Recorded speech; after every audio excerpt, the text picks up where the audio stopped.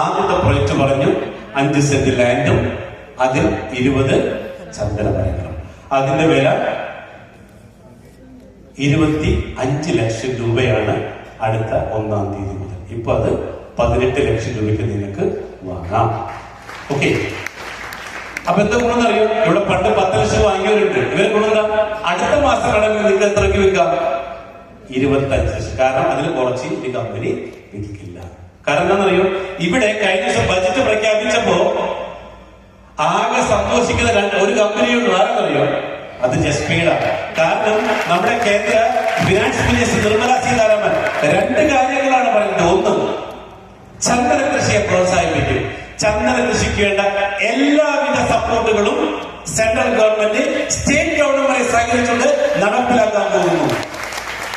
2, integrated farming പോലുള്ള കൃഷിക്കാരെ പ്രോത്സാഹിപ്പിച്ചുകൊണ്ടുള്ള അങ്ങനെ 2 കാര്യങ്ങളെ നമ്മുടെ കേന്ദ്രത്തിൽ നിന്ന് നമ്മുടെ കേരളത്തിന് കിട്ടിയുള്ളൂ.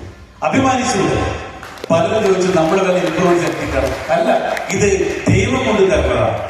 ഓക്കെ, അപ്പൊ എന്താണ് ഇന്റഗ്രേറ്റഡ് ഫാമിംഗ്? നമ്മുടെ പുതിയ പ്രൊജക്ട് ആണ്.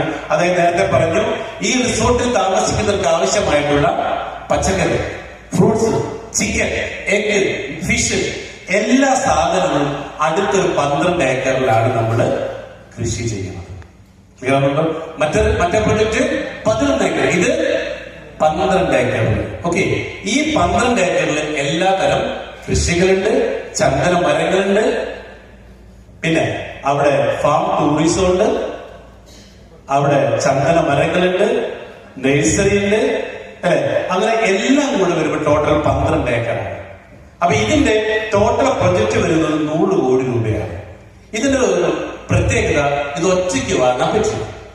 ഇത് 1 ലക്ഷം രൂപയുടെ 10,000 ഷെയർസ് ആണ് കമ്പനി ഇതിലേക്ക് പർച്ചേസ് ചെയ്യുന്നത്. ഇതിൽ ടോട്ടൽ ഉള്ള രജിസ്ട്രേഷൻ ആണ് വരുന്നത്.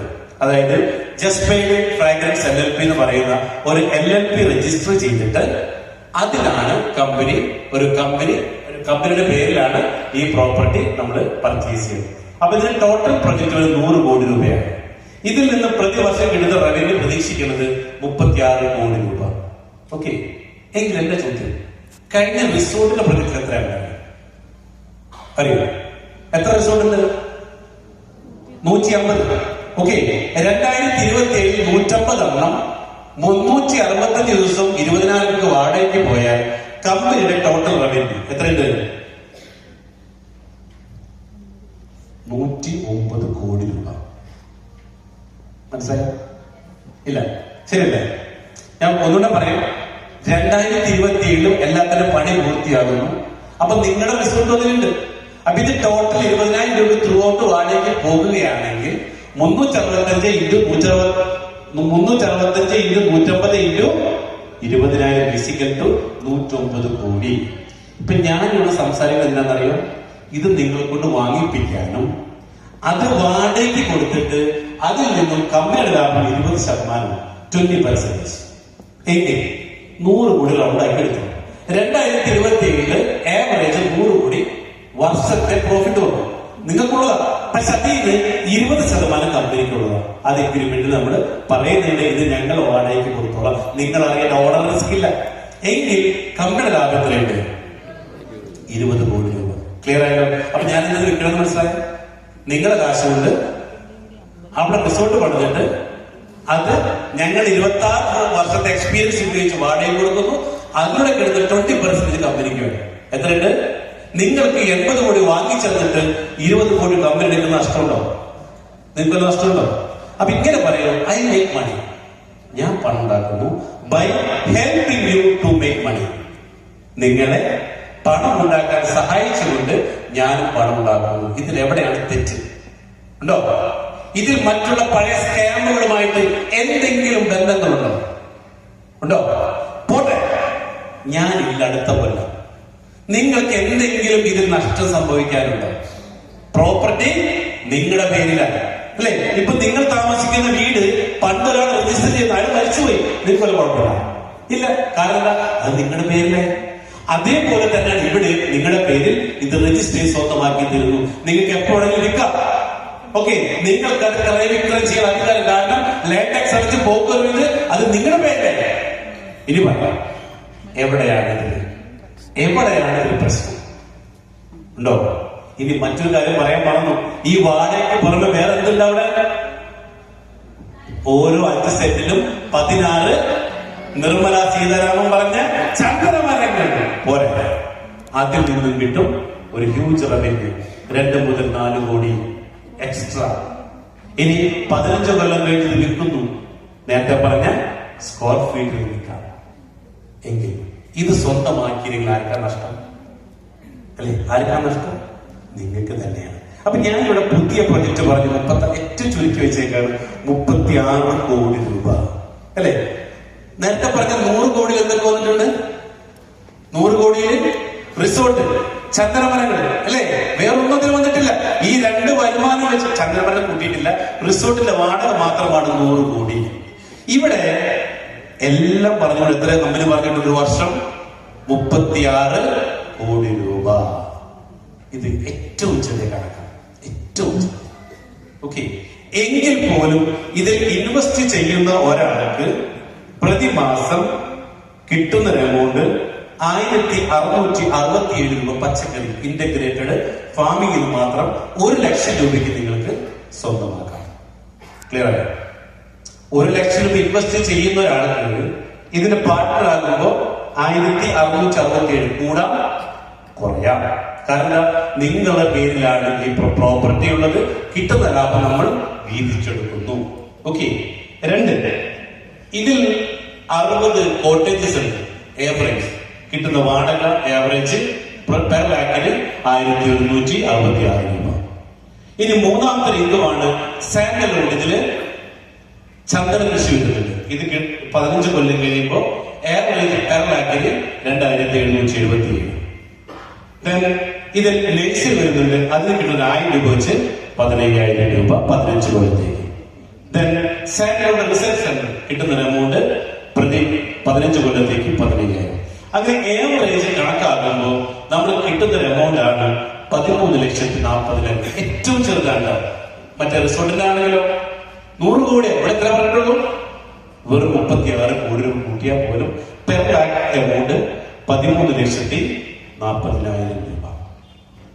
ഓക്കെ, അപ്പൊ ഒന്ന് ചിന്തിച്ചു നോക്കി. വെറും 1 ലാക്ക് ഇൻവെസ്റ്റ് ചെയ്യുന്ന ഒരാൾക്ക് അത് എത്ര മടങ്ങ് വർദ്ധിച്ചു? മാത്രമാണ് ഈ പണം സേഫ് ആണോ അല്ലയോ?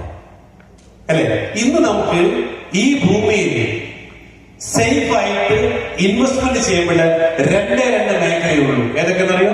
1 സ്വർണം, 2 ഭൂമി. കാരണം എന്താ? സ്വർണം വാങ്ങി കയ്യിൽ വെച്ച് നഷ്ടമുണ്ടോ? ഇപ്പൊ ഓരോ ദിവസവും വില കൂടിക്കൊണ്ടേയിരിക്കും. ഒന്ന് ആലോചിച്ച് നോക്കിയേ, 6 മാസങ്ങൾക്ക് മുമ്പ് ഒരു 100 പവൻ സ്വർണം മേടിച്ച് വീട്ടിൽ വെച്ചെങ്കിൽ ഇന്ന് എത്രയായി? വിറ്റാൽ എത്ര കിട്ടും? അല്ലെ, ഡബിളിന് മേലെ. എന്താ മേടിക്കാൻ? കയ്യിൽ കാശുമില്ല, അത് വില കൂടുമെന്ന് വിചാരിച്ചില്ല.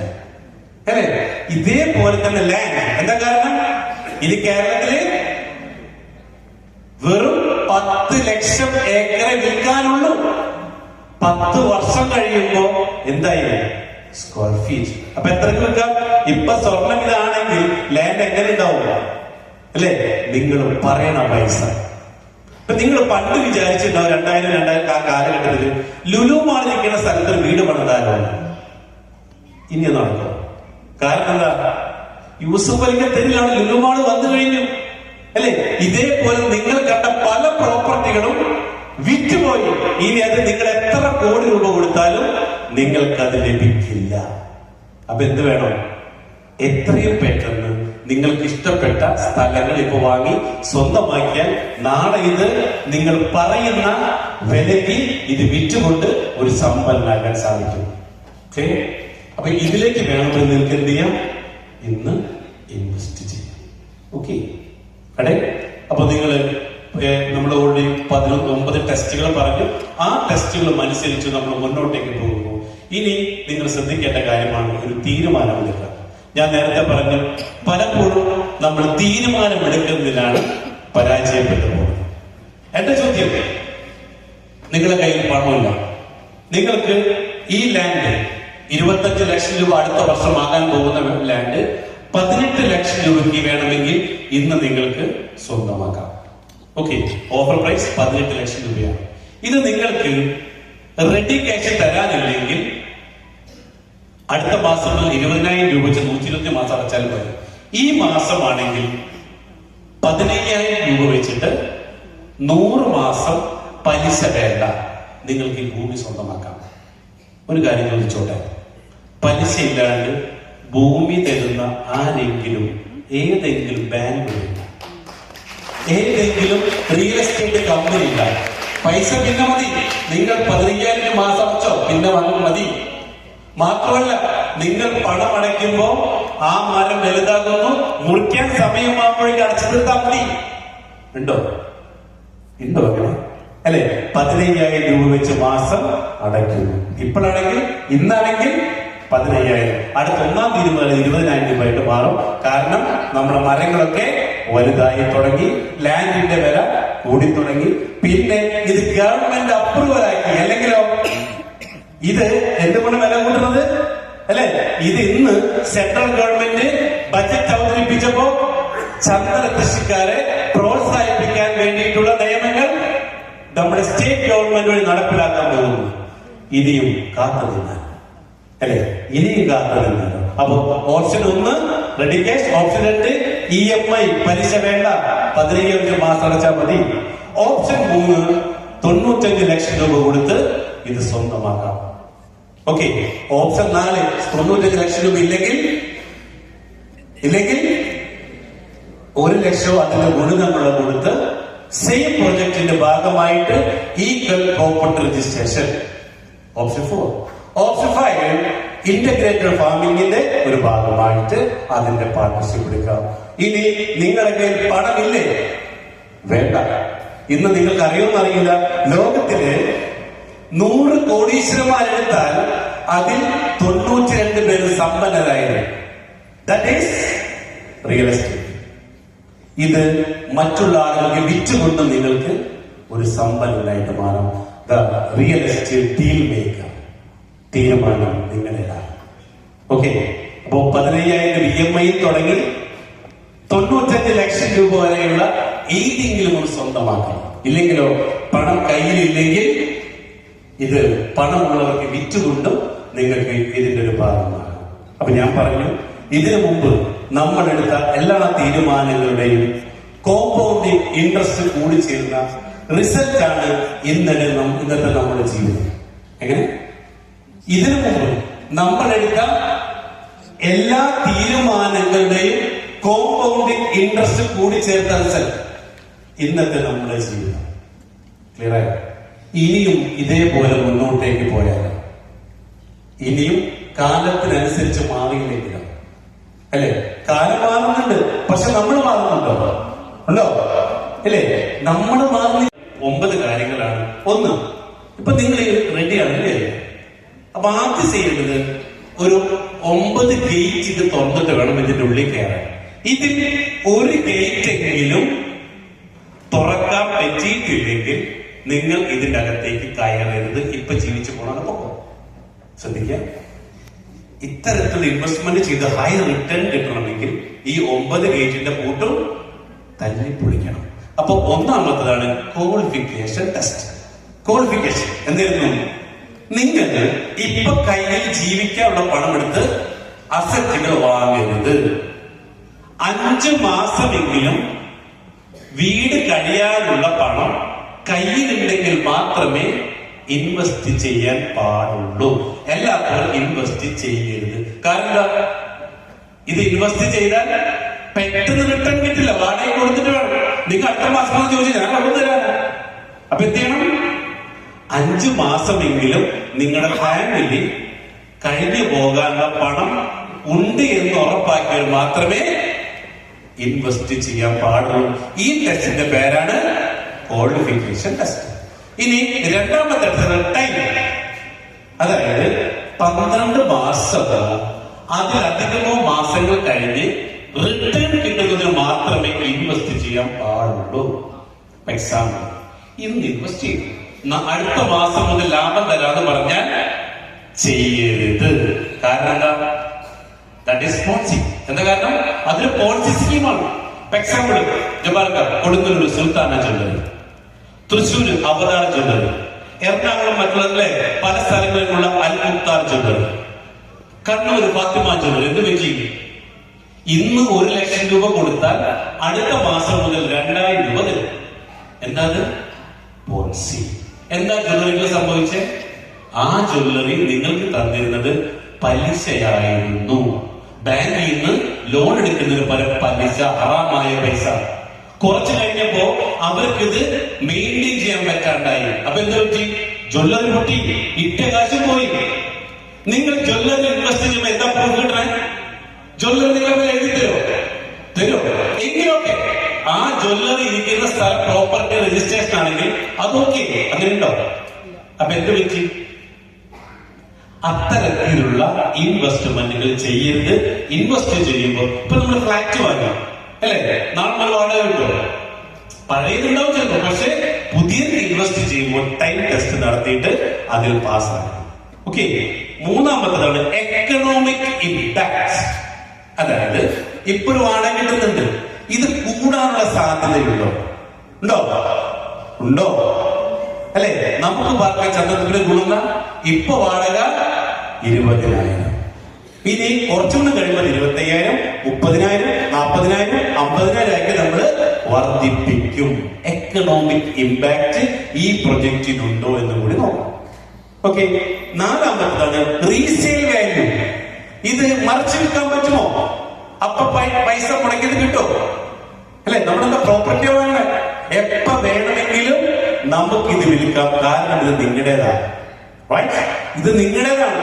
ഷെയർ ആണെങ്കിലും കുഴപ്പമൊന്നുമില്ല, എപ്പ വേണമെങ്കിലും അത് വിൽക്കാം. Condition supply.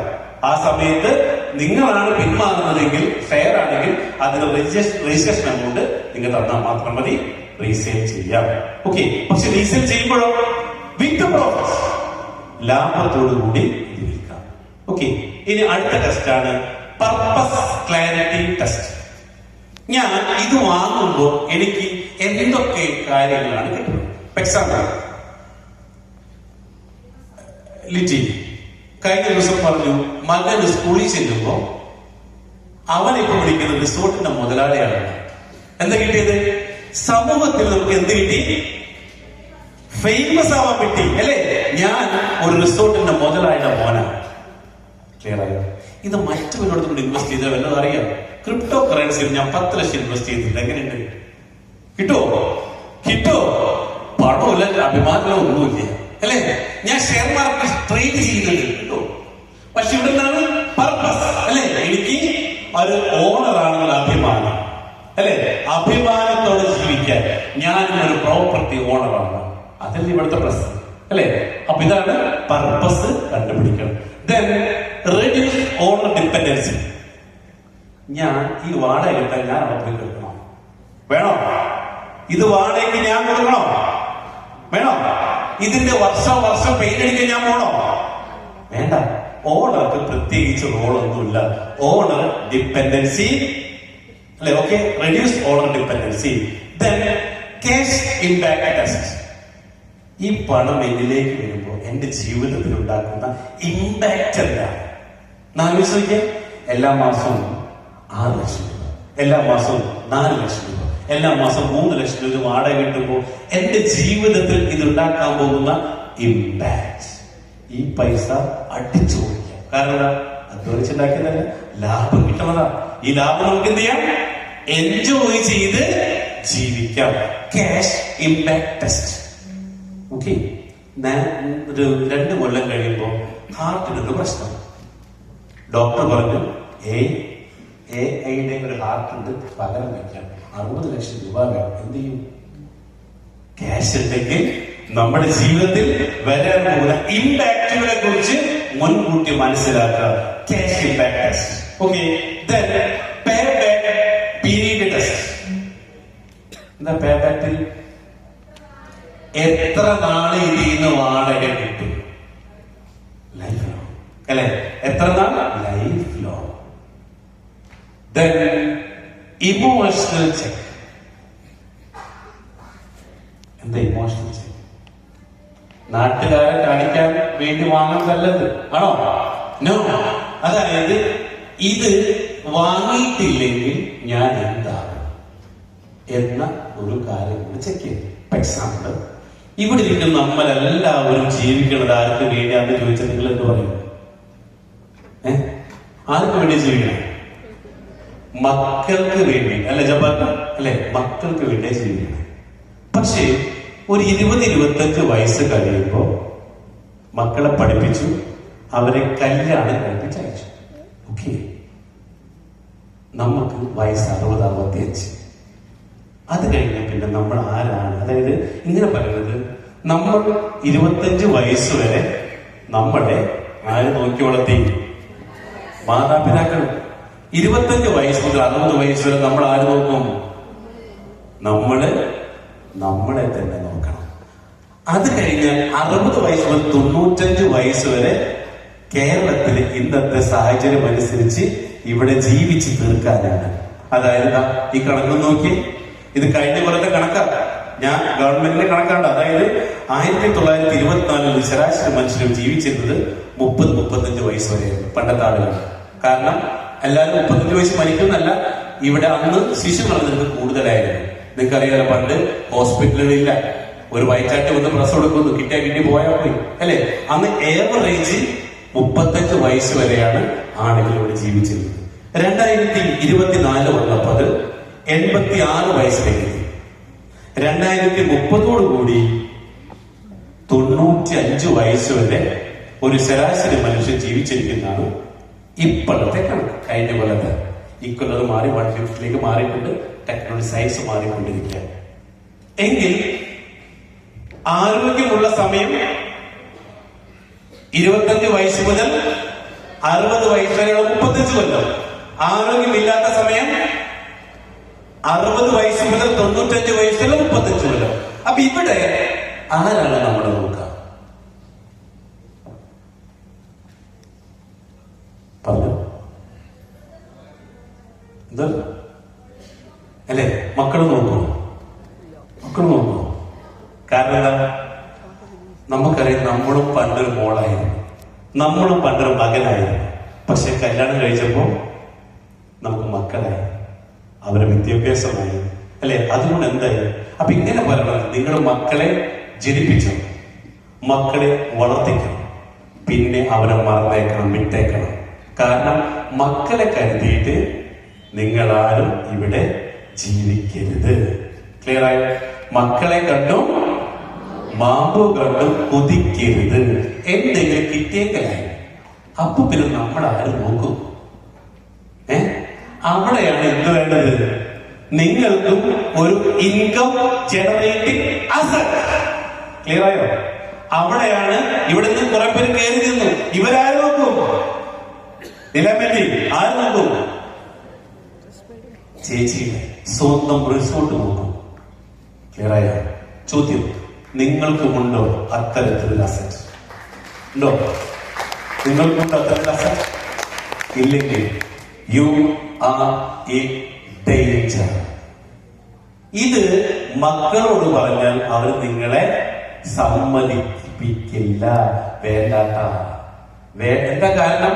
ഇതും കൂടെ അവർക്ക് കൊടുത്താൽ അവരവരുടെ ചിന്താനാണ്. അപ്പോ ഇവിടെ തീരുമാനമെടുക്കേണ്ടത് നിങ്ങളാണ്. നിങ്ങളുടെ കൂടെ അവസാനം വരെ ജപ്പാൻകാർ നിങ്ങളുടെ ഭാര്യ ഉണ്ടാവും, നിങ്ങളുടെ ഭർത്താവ്. അതിന്റെ അപ്പുറത്തേക്ക് ഒന്നും നോക്കണ്ട. ഞാൻ നേരത്തെ പറഞ്ഞ പോലെ നാളെ ഒരു അസുഖം വന്നു, മോളെ അച്ഛനെ ചികിത്സിക്കാൻ ഒരു 60 ലക്ഷം രൂപ വേണം. അമ്മയെ മക്കളെ ഫീസ് കൊടുത്തിട്ടില്ല. അവർക്കന്ന് പല കാരണങ്ങളാണ്. അപ്പൊ ഇപ്പോ തീരുമാനമെടുക്കുന്നത് നിങ്ങളാണ്. കാരണം ഇത്തരത്തിൽ അസറ്റുകൾ വാങ്ങിയിട്ടില്ലെങ്കിൽ ഓക്കെ, എന്താ പ്രശ്നം? നമ്മൾ നാളെ വല്ല വൃദ്ധസദനത്തിൽ എവിടെയെങ്കിലും പോയിട്ട് കൈ നീട്ടി ജീവിക്കേണ്ട അവസ്ഥ വരും. അപ്പൊ എന്ത് വേണം? അല്ലെ? അപ്പൊ നമ്മള് ഇത്തരത്തിലുള്ള ഒരു പ്രൊജക്ടിന്റെ ഭാഗമായിട്ട് നമ്മൾ മാറാം. അപ്പൊ കമ്പനിയുടെ ആദ്യത്തെ പ്രശ്നം മാറിയില്ലെങ്കിൽ അല്ലെ? കാലം മാറുന്നുണ്ട്, പക്ഷെ നമ്മൾ മാറുന്നുണ്ടോ? ഉണ്ടോ? അല്ലേ? നമ്മൾ മാറുന്നില്ല. അപ്പൊ ഇനി നിങ്ങൾ ശ്രദ്ധിക്കേണ്ട കാര്യം, നിങ്ങളുടെ കയ്യിൽ പണമില്ലെങ്കിൽ ഉച്ചയ്ക്ക് ശേഷം എങ്ങനെ പണമില്ലാതെ ഈ പണം ഉണ്ടാകും? ഓക്കെ, പണമില്ലാതെ എങ്ങനെയാണ് നിങ്ങൾക്ക് 10 ലക്ഷം രൂപ പ്രതിമാസം എയിം ചെയ്യാൻ പറ്റുന്നത്? അത് ഫുഡ് കഴിച്ച് കഴിഞ്ഞിട്ട് നമുക്ക് ഡിസ്കസ് ചെയ്യാം. പണമുള്ളവർ എന്ത് ചെയ്യാം? പണമുള്ളവർ ഇപ്പൊ ഇവിടെ വന്ന് ഒരു തീരുമാനമെടുത്ത് ഒരു അഡ്വാൻസ് പേയ്മെന്റ് തരാം. അപ്പൊ എന്റെ ചോദ്യം, ഇന്ന് നമ്മുടെ ജീവിതം എന്ന് പറയുന്നത് നമ്മൾ 4 തരത്തിൽ ജീവിച്ച് കളിച്ചു തീർക്കുന്നവരാണ്, അല്ലെ? നമ്മുടെ ജീവിതം ഒരു ഗെയിമായിട്ട് എടുത്താൽ നമ്മുടെ ജീവിതം നമ്മൾ 4 തരത്തിൽ കളിച്ചു തീർക്കുന്നവരാണ്. ഒന്ന്, റെഫ്യൂസ് ടു പ്ലേ. എന്തായിരുന്നു? എന്ത് കേട്ടാലും കുറച്ച് പിന്നെ ആവട്ടെ എന്ന് പറഞ്ഞ് നീട്ടി നീട്ടി വെച്ചു പോകുന്നവർ. പിന്നെ ആവട്ടെ. 2, പ്രിറ്റൻഡ് ടു പ്ലേ. അഭിനയമാണ്. മസിലും പിടിച്ചിരിക്കുക, എയർ പിടിച്ചിരിക്കുക, പക്ഷെ എന്തില്ല കയ്യില്? No money. പക്ഷെ എന്താണ്? മസിൽ കൊടുത്തതിനും എയർ കൊടുത്തതിനും ഒരു കുറവില്ല, അല്ലെ? എന്താണ്? ഭയങ്കര സംഭവം. വീട്ടിലൊക്കെ ഇറങ്ങുമ്പോ അല്ലെ, ഇറങ്ങുമ്പോ ഭയങ്കര സംഭവം, പക്ഷെ തിരിച്ചു വരുമ്പോഴാണ് എന്നും പ്രശ്നങ്ങൾ. പക്ഷെ പുറത്തോ അഭിനയം, എന്ത് കേട്ടാലും ഞാൻ ഭയങ്കര സംഭവം എന്ന് പറഞ്ഞ് അഭിനയിച്ച് ജീവിക്കുന്നവർ. മൂന്നാമത്തതാണ് പ്ലേ നോട്ട് ടു ഫീൽ. ഒറ്റ ജീവിതമുള്ളൂ, അത് തോൽക്കാതിരിക്കാൻ വേണ്ടിയിട്ട് നേരത്തെ പറഞ്ഞ കഥമില്ല, എന്നാലോ ജീവിതത്തിൽ ഒന്നുമല്ലാതെ ഒരു അടയാളപ്പെടുത്തലില്ലാതെ ഇവിടെ നിന്ന് ഗുഡ് ബൈ പറഞ്ഞ പോയി ആ തരത്തിൽ നിന്ന് ജീവിക്കണം. വേണോ? ഇതിൽ 3 ഏത് വേണം?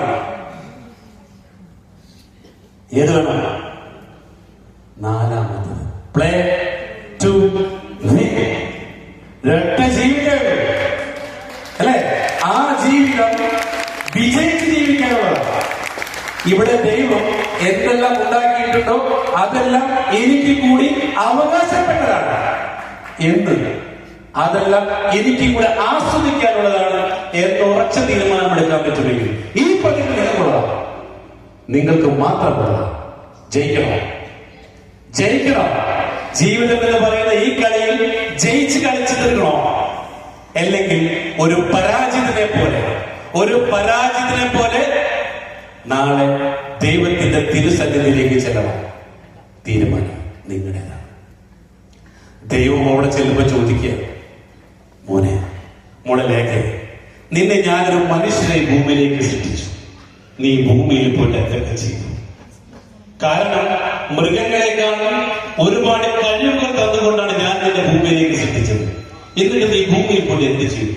അപ്പൊ പറയുക, 18 വയസ്സിൽ അച്ഛനമ്മയെ നോക്കി, 24 വയസ്സിൽ ജോലി കിട്ടി, എന്നിട്ട് കല്യാണം കഴിച്ചു, എന്നിട്ട് മക്കളുണ്ടായി, എന്നിട്ട് അവരെ പഠിപ്പിച്ചു, എന്നിട്ട് അവരെ കല്യാണം കഴിപ്പിച്ചു, എന്നിട്ട് ഞാൻ മരണപ്പെട്ടിട്ടുണ്ട്. ഒറ്റപ്പെട വന്നിട്ട് എടാ, മനുഷ്യനായിട്ട് നിന്നെ ഞാൻ ഭൂമിയിലേക്ക് സൃഷ്ടിച്ചതിനാണോ? ആണോ? അല്ല, മറ്റുള്ളവരെ സഹായിക്കാൻ. കാരണം കണ്ണില്ലാത്ത എത്ര പേരുണ്ട് ഭൂമിയിൽ? കൈയില്ലാത്ത എത്ര പേരുണ്ട് ഇവിടെ? അല്ലെ? എത്ര പേര്? അതായത് ഭർത്താക്കന്മാരില്ലാത്ത എത്ര വിധവകളുണ്ട് ഇവിടെ? അല്ലേ? മക്കളില്ലാത്ത എത്ര മാതാപിതാക്കളുണ്ട് ഇവിടെ? അവർ നീ കണ്ടില്ല എന്ന് ചോദിക്കുമ്പോ എന്തുത്തരം പറയും? അങ്ങനെ മറ്റുള്ളവരെ സഹായിച്ചുകൊണ്ട് നമ്മൾക്കും നാളെ ആ ദൈവത്തിന്റെ തിരുസന്നിധി നെഞ്ചും വിരിച്ച് നിൽക്കണമെങ്കിൽ പണം ഉണ്ടാക്കണം.